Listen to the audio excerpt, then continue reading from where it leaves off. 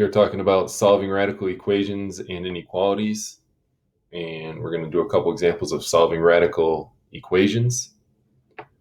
The first thing that we have to do is we have to isolate the radical, and then in order to get rid of the radical, we have to raise it to the same power. Then we can finish solving the equation using techniques we've learned already. That's GEMDES. And then the last thing, we have to check for extraneous solutions, because not all the solutions that we find will be true solutions to the equation. So if we look at this example here, we need to isolate the variable on one side, so we're not quite there yet. So what we want to do is we want to divide, we can go through GEMDES and we can say, first thing we're looking for is addition and subtraction. We have addition and subtraction, but that is inside a grouping, so we can't deal with that. So the next thing we come to is multiplication and division. So right here, we're going to divide by 2.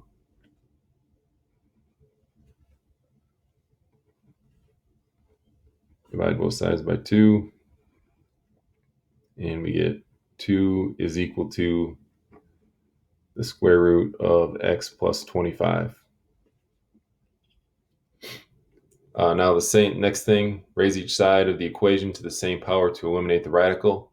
So here we have a square root. The inverse operation of a square root is to square both sides. And actually that's where after multiplication and division comes the exponent. So now we're getting rid of the exponent. So we're going to square both sides. And the reason we squared both sides is to get rid of the radical. So those cancel. So we get 4 is equal to x plus 25.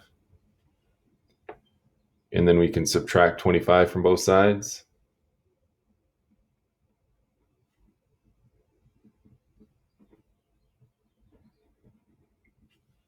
And then we get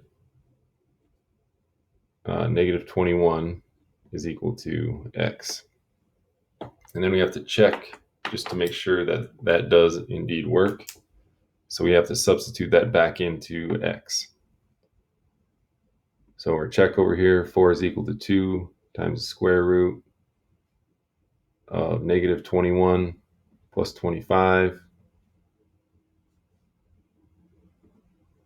4 is equal to 2 times the square root of 4. 4 is equal to 2 times 2. And so 4 is equal to 4.